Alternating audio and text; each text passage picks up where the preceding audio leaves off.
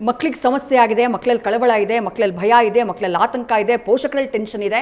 ಈಗ ನೆಕ್ಸ್ಟ್ ಓದೋದು ಹೆಂಗೆ, ಮರುಪರೀಕ್ಷೆಗೆ ಯಾವ ರೀತಿ ತಯಾರಾಗಬೇಕು, ಎಷ್ಟು ಟೈಮ್ ಓದಬೇಕು, ಎಷ್ಟು ಟೈಮಲ್ಲಿ ಹೆಂಗೆ ಮಾಡ್ಕೋಬೇಕು, ಯಾವ ಸಬ್ಜೆಕ್ಟಿಗೆ ಹೆಚ್ಚು ಫೋಕಸ್ ಮಾಡಬೇಕು, ಅದ್ರ ಬಗ್ಗೆ ಒಂದಿಷ್ಟು ಮಾಹಿತಿಯನ್ನು ಕೊಡಬಹುದಾ? ಸ್ಪೆಷಲಿ ನಮ್ಮ ಕನ್ನಡ ಮೀಡಿಯಮು ರೂರಲ್ ಸ್ಟೂಡೆಂಟ್ಸ್ಗೆ ಹೇಳ್ತೀನಿ, ಒಂದು 580ಕ್ಕೆ ಟಾರ್ಗೆಟ್ ಇಡಿ.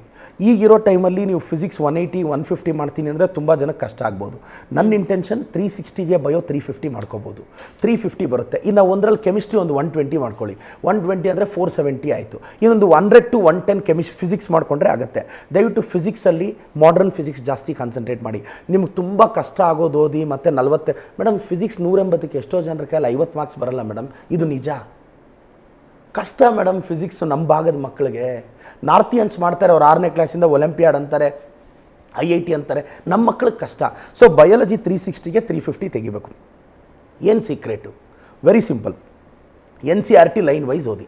ಫಾರ್ ಎಕ್ಸಾಂಪಲ್, ಈಗ ಬಯಾಲಜಿಕಲ್ ಕ್ಲಾಸಿಫಿಕೇಷನ್ ಚಾಪ್ಟರ್ ಇದೆ, ಅದರಲ್ಲಿ ಬಯಾಲಜಿಕಲ್ ಕ್ಲಾಸಿಫಿಕೇಷನಲ್ಲಿ ಫೈಕೋಮೈಸಿಟೀಸು, ಆಸ್ಕೋಮೈಸಿಟೀಸು, ಬೆಸಿಡಿಯೋಮೈಸಿಟೀಸ್, ಡ್ಯೂಟರೋಮೈಸಿಟೀಸ್, ದಯವಿಟ್ಟು ಇದನ್ನು ಇಂಪಾರ್ಟೆಂಟ್ ಟಾಪಿಕ್ಸ್ ರಿವೈಸ್ ಮಾಡಿ ನೋಟ್ಸ್ ಮಾಡ್ಕೊಂಡು ಓದಿ.